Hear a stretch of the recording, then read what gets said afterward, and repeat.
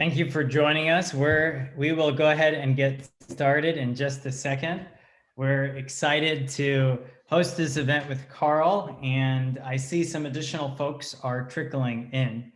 Before we get started, just a couple of administrative items for tonight's event.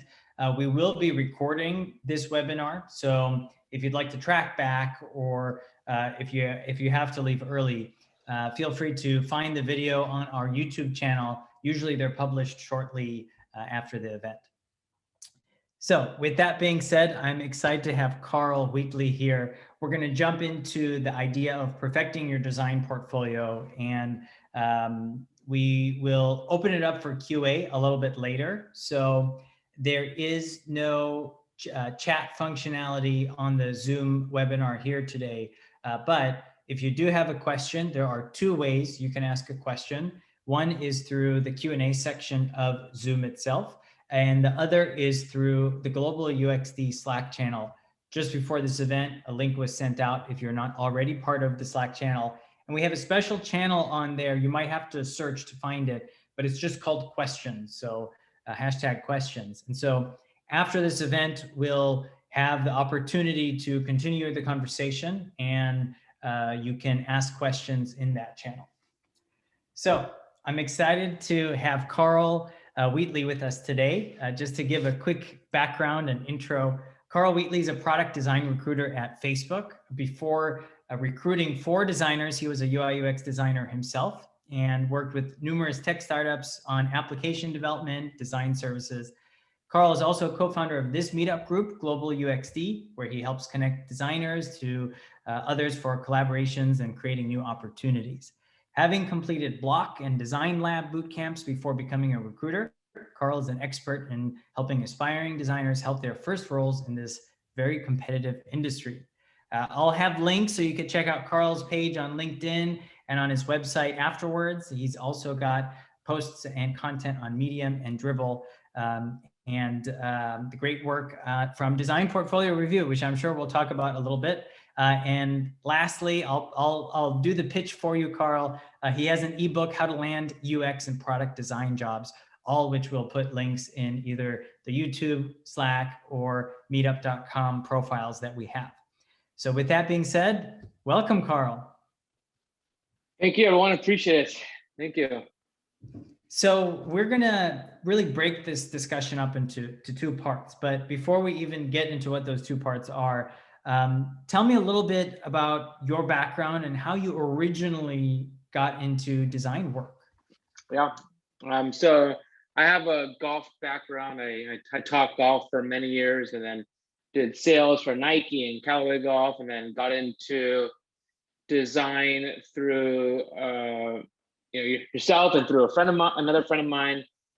We're working on a mobile app for golf reservations called Press T, and we kind of designed an app for golf reservations. And so at that time, I was using Photoshop and Illustrator and InDesign, and then when Sketch kind of came out, and then that's kind of when I got more serious about doing design. I took some classes at Design Lab and Block boot camps, Academy of Art up in San Francisco, and then also taught myself. So basically, as kind of a passion for design, I worked for a few different startups.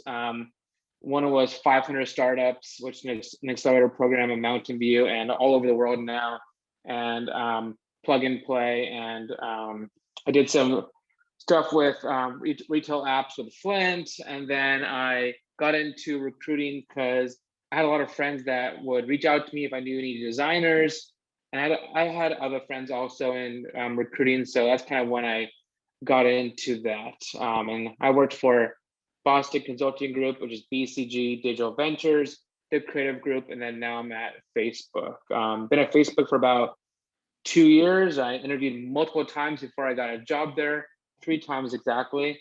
But now I'm finally there and working on the enterprise side. It's cool. And I mean, we've known each other since I've really come to the Bay Area. And, when you mentioned Press T, What year was that? That must have been the early I 2000. was probably in 2011-ish Okay. or And so. that's, I remember at that point, if you talk to a lot of designers, they would say that they're mobile designers, right? Mobile was super hot back then. Exactly. I mean, still is. It's just has changed quite a bit. So, that when I'm making these introductions, I want to ask, through this journey, and I've kind of followed this journey with you for quite some time. What were some of the challenges? How did you overcome them? And maybe pinpoint one or two challenges along the way. For getting into design. Just throughout the last 10 years. Yeah. For me, like I was doing a lot of graphic design for a while, and then I wasn't that strong at it. And then I got into mobile design, and it's still, huge these days. But I think the hardest part was getting that first job, right? I applied to many companies.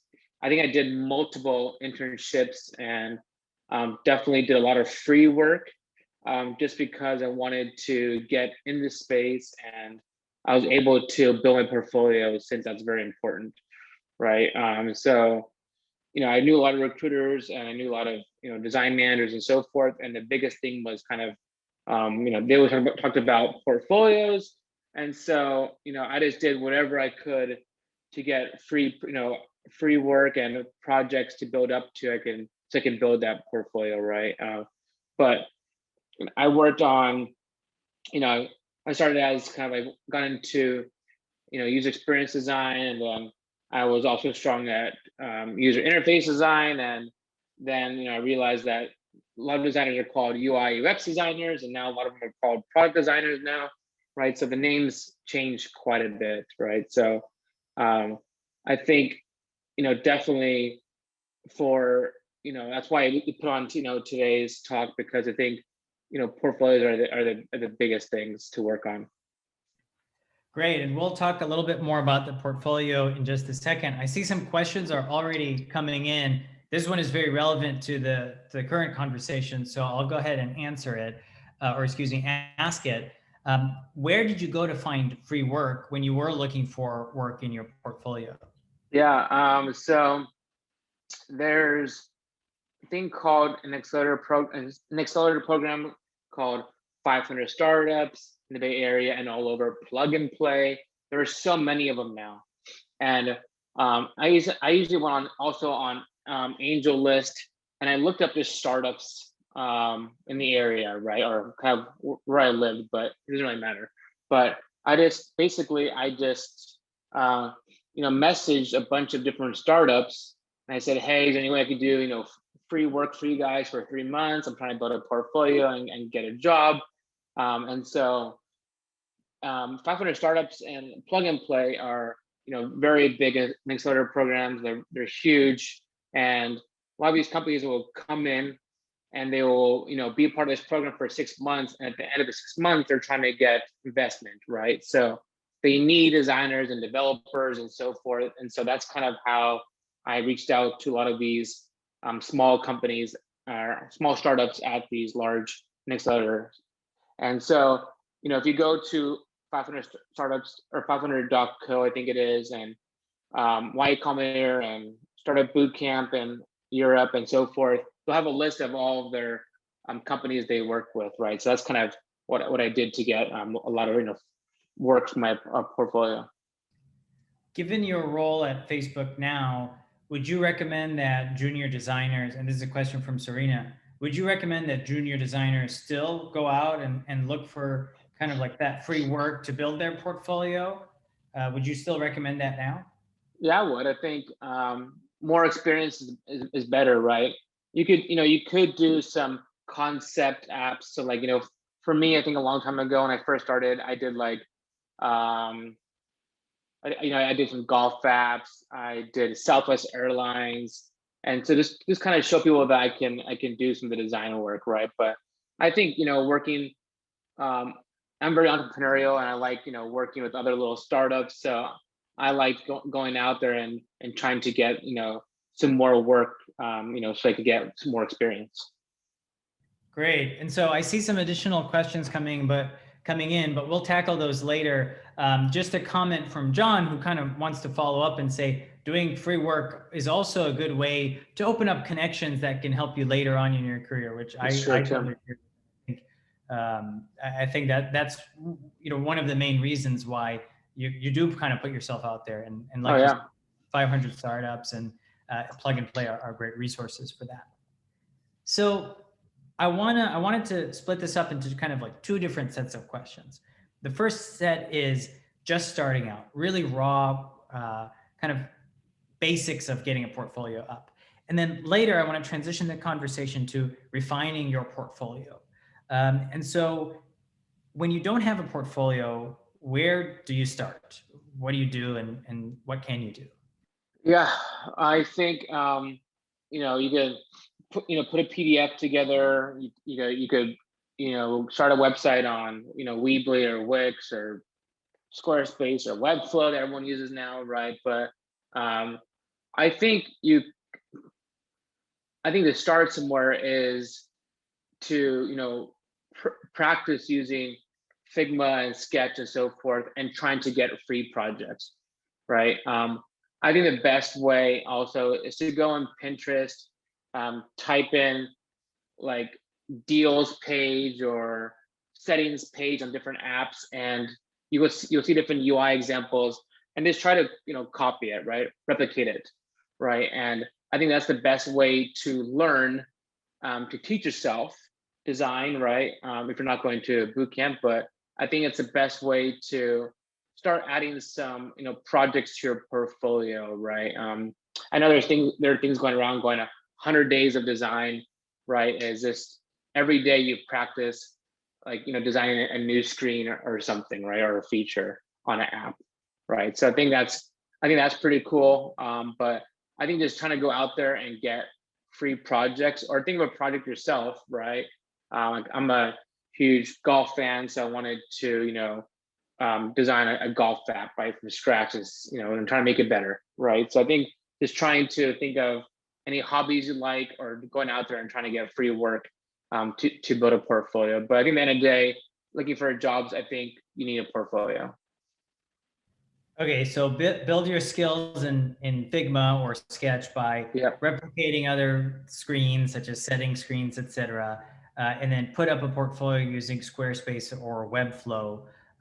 That seems like a good starting point. I guess, of course, the gap there is filling in the skill set. But once you Yep. do that, just having something online is good. We often ask about how many portfolio items are good to have, and I think that number changes. Maybe a quick answer: if you are just starting your portfolio, how many portfolio pieces should you have?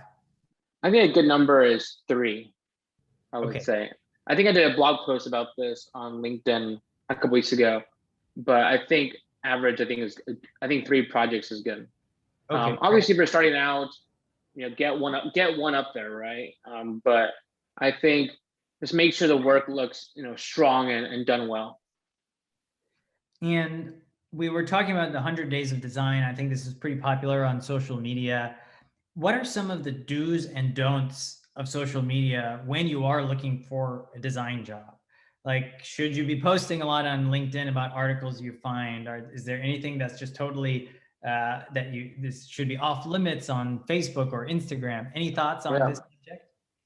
I think I don't really find much don'ts, but I think do's. I think the more you post about design, or designing different screens and showing your work, or illustrations, or just kind of sharing about different articles that you find in design, I think it's awesome, right? I think finding a job is all timing, and you never know who's going to click on your profile and view what you posted, right? So for me, I post a lot on LinkedIn. If anybody follows me, I post a ton, right? At least once every day or two. So I guess not a ton, but I'm trying to get more content out there. But I think the more you post about relevant stuff is, I think, is better. So we have a question coming in that's relevant to my next question. So I'll kind of merge the two together. And that's really like, why is the application process for a job, especially in some of these tech companies, why is it so clunky? I mean, we have to deal with cover letters. We have to upload like a text version of our resume. And, the question from Chitrali comes in that, do recruiters working at these companies even have time to look at our portfolio, or they just quickly skim the application and then make a decision? So a lot to pack at you there. So maybe to start out, Yeah. why is it so clunky? Do we even need cover letters? So I haven't seen a cover letter for a long time. So I tell people, no, you don't. I bet you everyone, some people will tell you something different, but I think, when I was applying for jobs, years ago, you'd have to put a resume and a cover letter and so forth, right? Now, different tools like LinkedIn have made it easier to apply for jobs. I always tell everyone that once you apply for a job online, always fill it out online, then find a recruiter at that company or a hiring manager, message them and say, hey, my name is Carl. I applied for this position online. Can you please take a look at my resume and portfolio? I would really appreciate it, right? You don't need to harass them and message them every day, but give them a couple of days to respond. If you don't see it, message them again. But I think be persistent until I guess you hear a no, right? Or they tell you something else. But the reason why it's clunky is a lot of these companies just need information. They need resume, portfolio, and so forth, right? And for the portfolio, for recruiters, definitely skim it more than look at it for a long time, right? So for a lot of things I look at will be, is this person, for the project, do they have personas, and they have content around their projects, and then do they have strong user interface work that if the manager's looking for this particular person with stronger UI experience, then I'll kind of look for that, right? But generally, I'll just kind of look through a portfolio quickly, like, oh, they have this, and let's give them a call, and they have the experience that we're looking for, and let's give them a call and see what's going on. You mentioned following up over a couple of days. What is a good time frame? Is it days, weeks? Yeah. A good time frame? I think message someone on like a Tuesday, between Tuesday and Thursday, when people are usually at work. And people usually take off usually Mondays or Fridays and so forth. But I think during the week, middle of the week, and then maybe fall 2 or 3 days later. That's interesting. So Tuesday, Wednesday, Thursday is the sweet spot. During work hours is the sweet spot. That's good. I think that's a big thing for emails too, right? So a lot of people will take Monday off or leave work early on Friday. There's been so many different studies, right? But I found personally, people are at work usually more between Tuesday and Thursday. So a lot of job applications are not primarily, or at least the application tracking systems are not made for designers or don't have a spot for the portfolio. Other than putting it on your resume, where do you put your URL? Yeah, I think the only way is to put it on your resume. I think like I started out when I was doing applying for jobs, I'd make like my resume really beautiful and so forth. But a lot of these companies can't parse those kind of emails, right? Or sorry, resumes, right? So I always say, like, you can have a nice one, and then just have a simple one for Word document, right? But the only way really is to put your portfolio link on the resume, or if there's a comment section that you can additional comments, you can put it, or message someone directly. And we were talking about social media before. Do you suggest maybe once you have your portfolio online to put it on LinkedIn, for example, share it on LinkedIn? Yeah, for sure. a lot of companies require people to have a portfolio. So I would always put it on your LinkedIn. You can have a Behance page or a Dribble page or I think it's a core flot. I forgot how to pronounce it. That page. I think is put it as much. I think put it everywhere as you can is probably would be more chances to get a job. Great. And so we have a question from Yi Tong here who asks, what are some of the things that recruiters actually check on the portfolio? Is there a general list of items? So it all depends what the hiring manager is looking for, right? So, for me, I look at someone that, is strong in UI. So obviously, visual design or UI. And then during the projects, I'll look at kind of their layout, if they have personas. They talk about maybe, I always say, talk about the other cross-functional teams that you work with. Do you work with engineering, project managers, research? I think add what you worked on versus what you and your team worked on, right? So sometimes, a lot of designers will work on, just for example, the menu button, right? But the whole, the other team works on the whole app, right? But they put the whole thing in their portfolio. So I think it's always good is to kind of outline kind of what you worked on and what you and your team worked on, right? So another big thing is like the cross-functional partners. A lot of companies want to see that you can work with engineers, project managers, UX researchers, and so forth. So if you can, add it. If you can't, then you can't, right? So I think even a lot of the UX designers that come out of the design schools, I think it's really important to have a lot of really strong UI skills because companies kind of looking for a well-rounded person now, right, for their designers, right? So those are kind of the things I look at. I just kind of look at, make sure everything's kind of organized on their web page and everything's just kind of bright and out there, right? So it kind of catches someone's eye. Great, and I'm gonna poke at that a little bit because so we have a question from Larry, and just shout out to Larry. Great to see you on here. Who asks, what does what do the folks at Facebook actually look for in new design projects on a portfolio? And you said it's important for it to be well-rounded. I kind of want to poke at that and say, can you tell us a little bit more about what a well-rounded portfolio is? Is it difference in projects? Is it for example? For Facebook in general, they look at, we have design systems and so forth. We have, components that we have, but they like, even for our enterprise products that I work on, we like to see people that are, can do a lot of the UX side of things, right?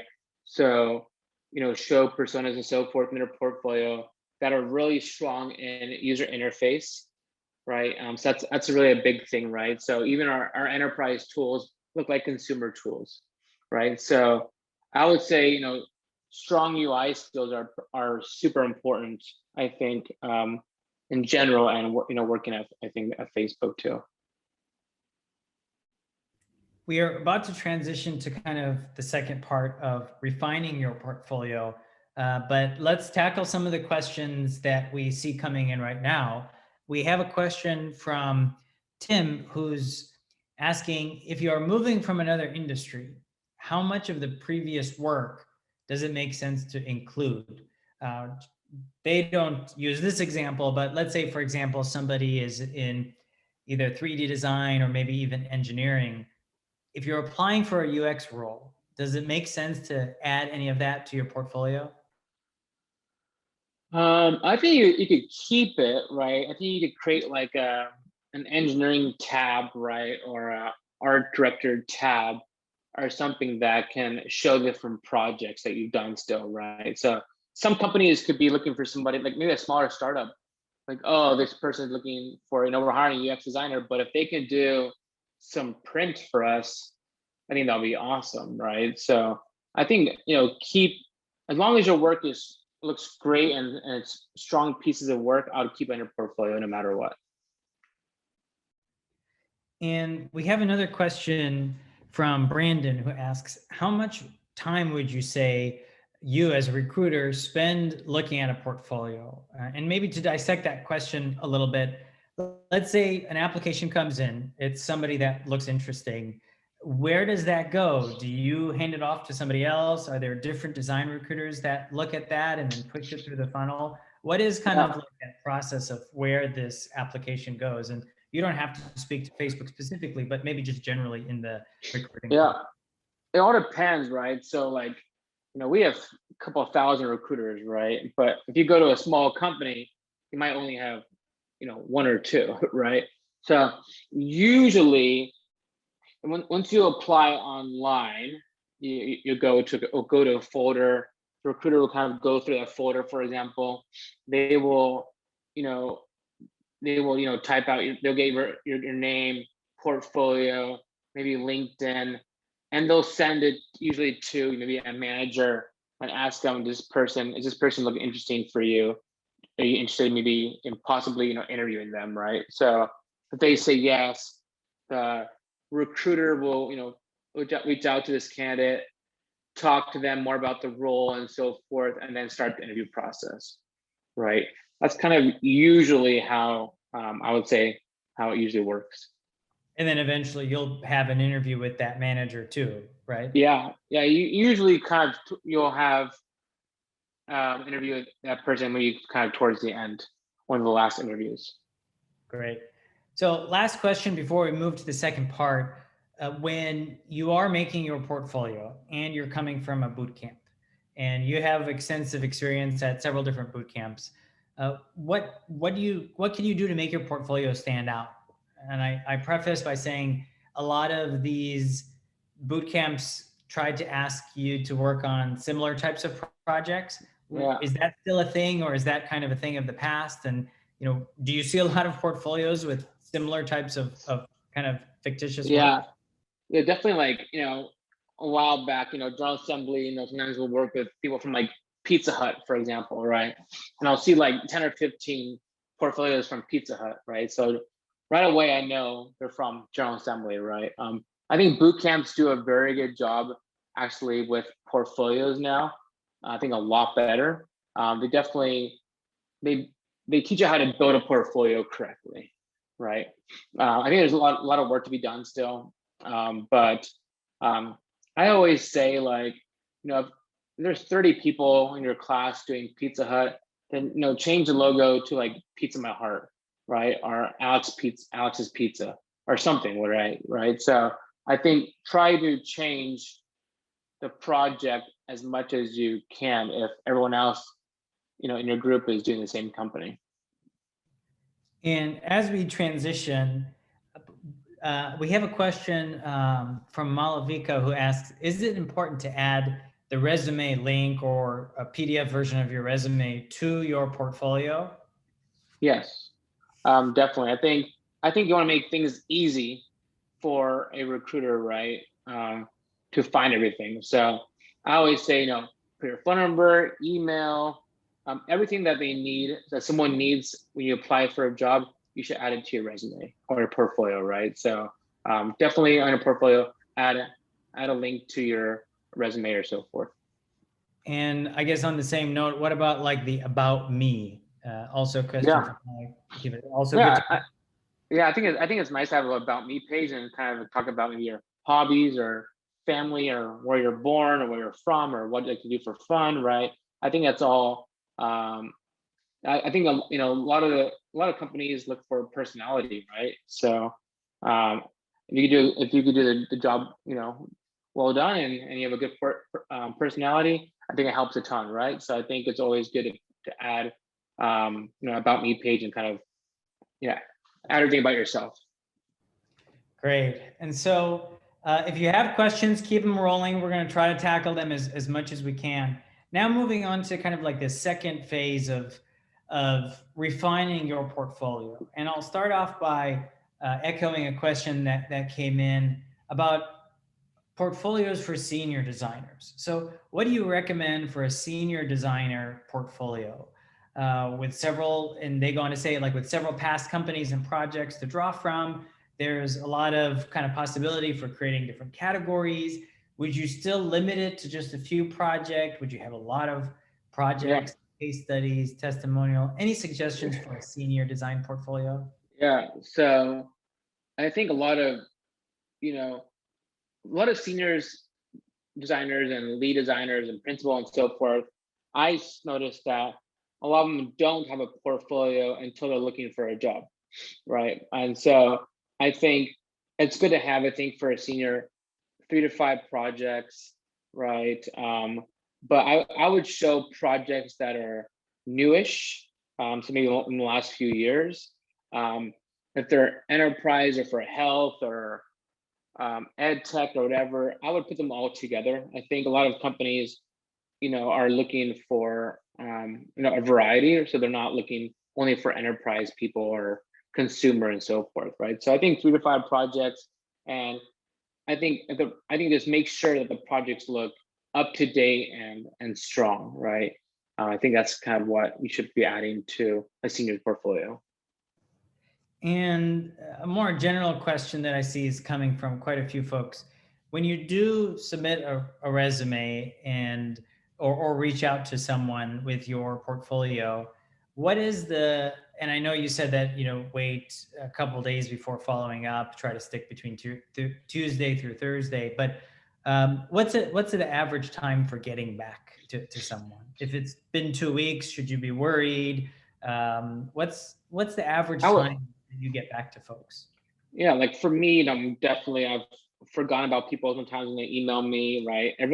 Everyone does it, right? So I always say, follow up a few different times, and if you don't hear anything back, then just maybe just put on pause for a month or so, and then try again, right? You never know how what people are doing that day or that week. If they're at home or working, or you never know, right? So I don't think it really means like they're not interested in you, unless they say it. But I always just say, be persistent, and to kind of just keep going until you get an answer. And for Facebook specifically, if you do apply for a role and it doesn't work out, how soon after can you apply again? There's So there's not really an exact amount of time, but it's usually a yearish. Okay, so maybe wait a year before you look at Yep. that careers page. And every company is kind of different. Right, right. And so how this portfolio up, whether you're senior or not? And I know you said it's good to have more recent projects, but how often should you update your portfolio? So if I start a portfolio today and I have pretty strong projects on there, how? Yeah, I think you should update it definitely when you're looking for a job, right? So if you're happy where you are and you're not really looking for a job, then I don't think you necessarily have to update it all the time. I think when you have a new project and you're excited to show it, I think you should definitely add it, right? And a lot of companies now have NDAs.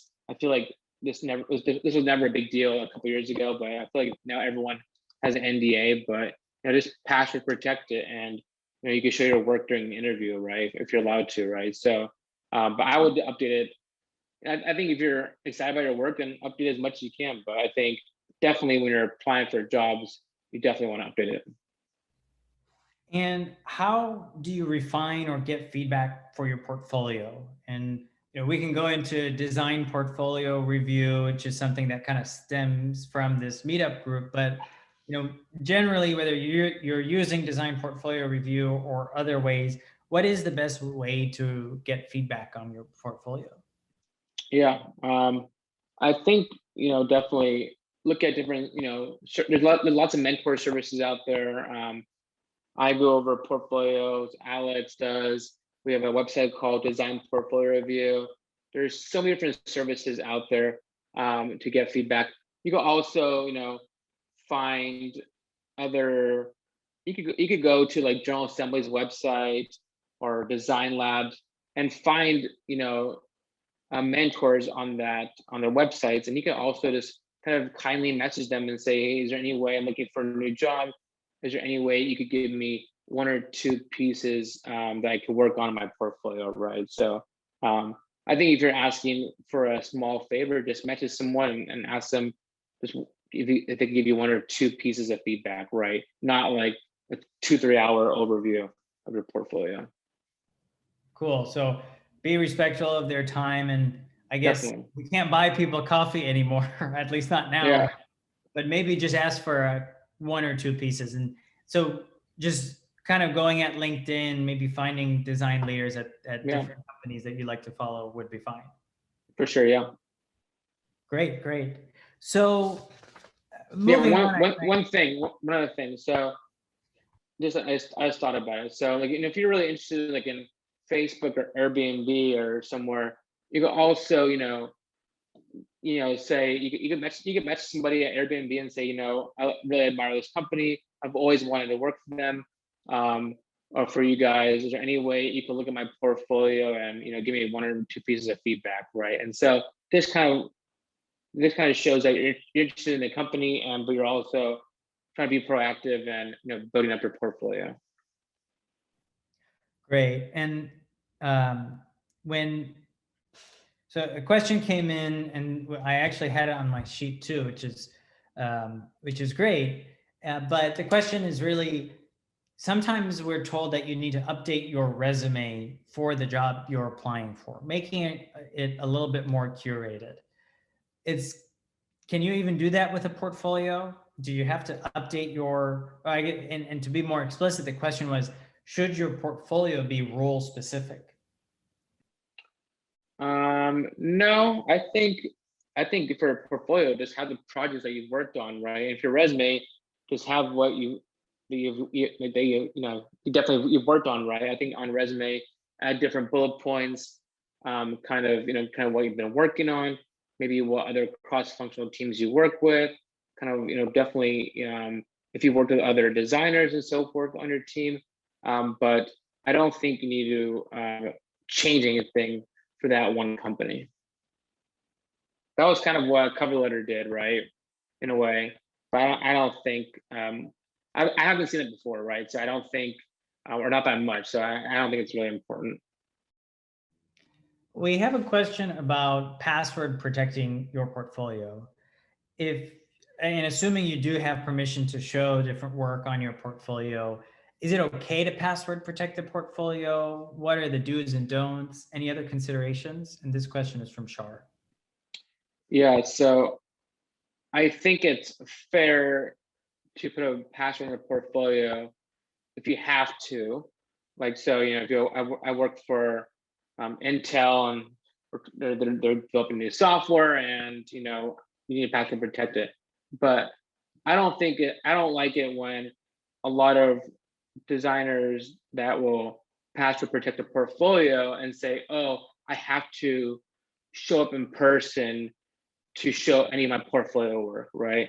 So I think a lot of people use that as a trick to get in front of the company, which I don't think is exactly right. But I think just password protect the projects that you need to, or I always say just change logos, right? A lot of apps look exactly the same these days, right? So if it's just change it to Cisco or Oracle or something, or Carl's company, instead of having the company logo on it, and no one would ever know.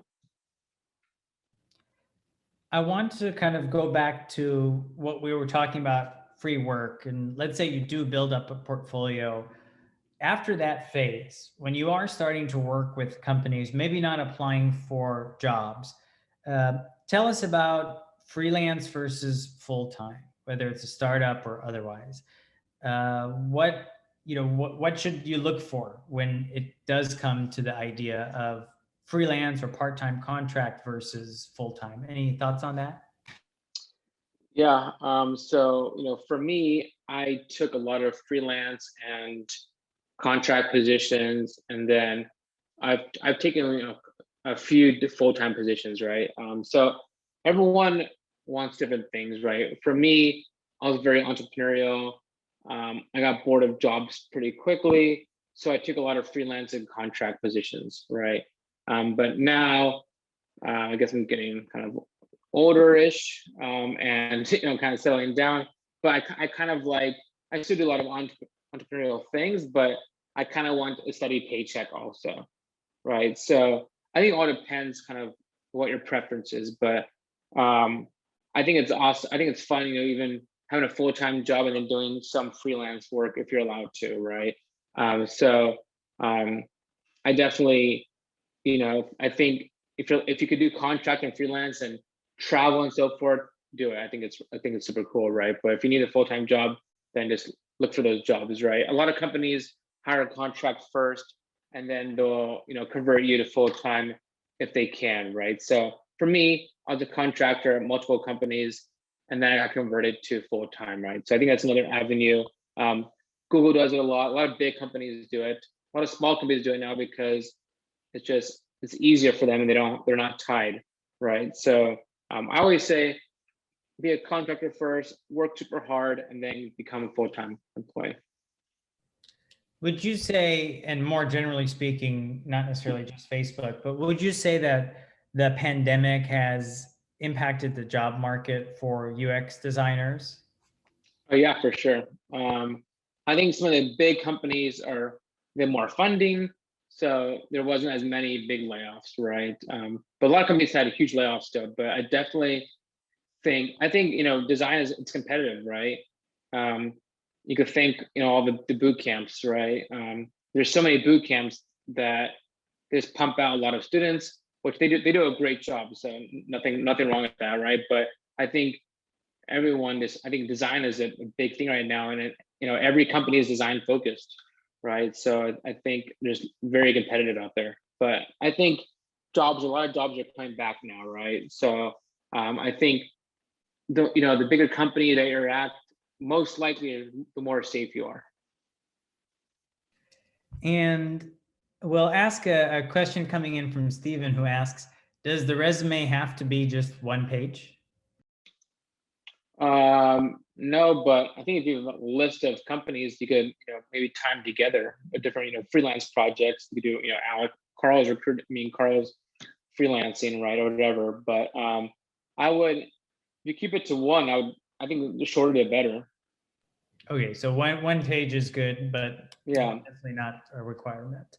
I don't think it should be like 10 pages. I think 1 or 2 pages is probably enough. I have seen some 10-page researchers, resumes, oftentimes from researchers, but for a design role, sometimes that's overkill. So we're about to open it up to kind of a general Q&A instead of kind of a topic-specific Q&A. Carl, do you have any last insights before we transition based off of our conversation? Not really. I think it's just really important to, if you're a principal level or manager level, or as long as you're hands-on designer, I think it's super important to have a strong portfolio presence and share it with the world. Always have it on LinkedIn and so forth, and just be proud of your work and show it, right? And I know it's hard. A lot of people are looking for jobs right now, but I think keep trying. I think timing is everything for looking for jobs, and there's a lot of luck, right? So when you're interviewing, I always say smile, act happy, act excited, and it goes a long way. That's great. And to echo that, I was listening to someone on Clubhouse about, they were a fund manager raising money for their fund, and they were saying that it took 700 conversations to get where they are, right? And they have startups that come to them and say, well, after having 10 calls, they feel like, okay, it's not working. And that's just really not what it is. And part of that luck, so to speak, is just a lot of outreach. Yeah. I interviewed at Uber when I first started into at least recruiting, and I didn't make it. I made it pretty far. I was actually pretty surprised, so I was good. I interviewed 3 times at Google. I interviewed 3 times at Facebook and got a job at Facebook. And so you definitely, you never know like who's on the other side of the table. You never know how that person wakes up in the morning, right, and so forth, that feels that day. And it's just interviewing is just a lot of luck, right, involved. But I always say, there's research the company that you're going to interview at. Look at, if you want to look at Airbnb, for example, look up Airbnb product design interviews. There's so much information out there about every company's interviews, right? So I think look at that, act excited, act happy, and it definitely will be very helpful. Great. So with that, we'll open it up over the next 10 minutes or so to Q&A. Remember that this conversation is not over when the meetup is over. So definitely add Carl on LinkedIn, add me on LinkedIn. We're going to be hosting a lot more events, answering your questions, and also bringing in other folks for seminars or talks. And keep in mind that this is being recorded. So if you ever want to reference it, we'll send out the link to our YouTube channel. So we have a couple questions here that I think are very relevant and are exciting when it comes to the world of design and recruitment, some hot topics. And I want to start off with Winnie's question on thoughts on overcoming ageism in product design. Any thoughts on that, and really how does age come into play? How do you kind of remove any type of ageism in this industry? Yeah, I've definitely, that's a big topic. For me, I've definitely hired every age, race, and everything you could think about, right? And I think there's not really any. I think it's hard to fix it, right? LinkedIn, you can hide your profile picture, which I don't always recommend, but you can hide your profile picture. So people are going into blank and there's no bias, right? But I think companies want experienced people, right? And sometimes experienced people could be older or middle age or whatever it may be, right? So it depends when you got into design, right? So I don't think ageism is a big deal, which of course it still is, but as long as you have a strong portfolio and your experience and so forth, I think it's very helpful. It won't matter. Great, yeah, and it's all about those numbers, right? Having more of those interviews and making sure the person across from the table did wake up having a good day. Yeah, so, I think we'll add to that. If someone's older looking for a design job, and you think it's because I'm older, I don't think that's necessarily true. I think update your portfolio. It could be that, right? It could be a lot of maybe outdated projects. So I think you can fix some of them. You can update some of your projects, right? And that will really help. We have a question about the skills on your portfolio or resume. I'll kind of break it up into a couple. Should you put skills on your resume? Yeah, I think you could put, maybe kind of what tools you use, and if you're, UI designer and so forth, or whatever it may be. But I wouldn't do any percentages. So you see a lot of portfolios and resumes that I only know, 74% UX design and 2% UI design, right? I think it kind of sells yourself short right away, right? So I would definitely not put any, bars or percentages of your skills. And we have a question about adding metrics to your, actually, I jumped ahead of myself. There was another thing I wanted to ask. So in addition to kind of skills on your resume, what are some skills that you should have as a junior designer? For example, how important is it to learn how to code, and should that be as a skill set as well? No, I think, if you're going for a smaller company, I think maybe more skills the better. So if you can do front end and so forth, I think it might help if you're looking for, going to a 10, 15 person company and being a sole designer. But I don't think it's very helpful. I think it could help if you know some front end or back end or some engineering, because they might think that you work well with engineers and you know how to speak, the language and so forth, but it's definitely not needed. Great. And moving on to a question from Brunella. She asks, if you don't have any real metrics to add to your resume, what do you recommend to write? And as a designer, it's not always data that you have. Any thoughts Yeah. on that? I think adding metrics is cool if you can. But I think a lot of things to add to your resume is what project you worked on, um, what other cross-functional teams did you work with? Did you work with engineering? Do you work close to the CEO, or project managers? Definitely add those, right? If you add some metrics, I would add those.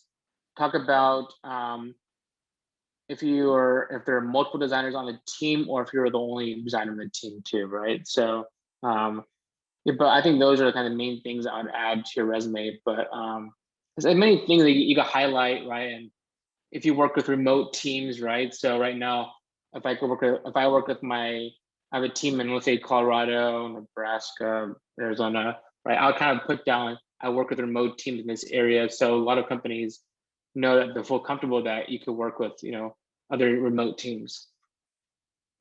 Yeah, and I think there's a lot of emphasis on, a lot of jobs that are either accounting, sales, or engineering related. It's about numbers and data, number of sales that came in, et cetera.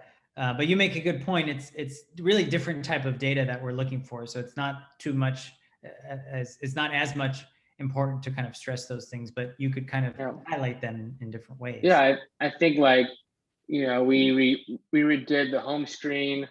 We added some sales copy to the home page, and now our conversions are like 30% higher, right? So I think those are, if you can, I think you can add some of those metrics. Yeah, I mean, you bring a good point about if you do have something that you can test, A/B test, run an A/B test to see which design performs better. I mean, Yeah. that's a great example Yeah, for. I think basically when you're looking for a job, it's like sales, right, and marketing, right? So you want to market yourself, right? And then you're trying to get that job, so you're doing like the sales pitch and so forth, right? So I think you want to just sell yourself, right? So put as much out there that makes you look good and shine. We have a question about boot camps and boot camps in relation to kind of doing free work. So, what's better? Is it having experience at boot camps, doing free work? Are they separate topics? Is it best to have both? Any thoughts on that? If you're going to spend Yeah, time to join a boot camp or try to find free work? yeah. You know, I used to be very like teach myself, right? Teach myself, and like when I was doing entrepreneurial and business things, I want to teach myself everything, do everything myself. But I taught golf for a long time, right? A lot of people teach themselves golf, which is really hard to do. But I always say, you want to learn from somebody that is in this field and a professional, right? And so it makes things a lot quicker, right? So I think it's good. I think boot camps are like they're colleges now, and a lot of people you don't need degrees anymore. I never had a degree, so that's why I went to a lot of design boot camps, right? So I think they're almost just as good, and everyone knows about them, right? And they do a very good job. So I think it's definitely worth, if you have the money, I think it's definitely worth going to a boot camp and learning design principles and everything that you need to know to get into the field. Great. And we are going to wrap it up with just one more question here. Keep in mind that the questions that we have can be transferred over to Slack. So if you haven't joined the Slack channel, it's just at globaluxd.com/Slack to get that invite. And I see a couple of folks have already joined. So feel free to join that. And Carl and I can be there to answer questions as well. And the last question is about having an online presence. Would you say that it is good to, let's say you have an update on your portfolio, to consistently post on channels like Dribbble, LinkedIn, Behance, Medium, Yeah. anytime either a new project is completed or you have a milestone? Yeah, I think, for me, recruiting, right? I write design blog posts with Dribbble, Envision, LinkedIn, Medium posts. I post design work on Dribbble sometimes when I'm working on some freelance projects or just messing around. I think I used to have a Behance page. I might not anymore. But I think it's always good to post as much work as you can, right? Because you never know who's going to be looking at it, right? So that's kind of how I've always kind of lived my career, is post as much as you can, because you never know. That's great. Well, Carl, thanks so much for kind of jumping on and You're giving us welcome. Thank you. these insights and answering all the questions. You're welcome. Thanks, everyone. I appreciate it.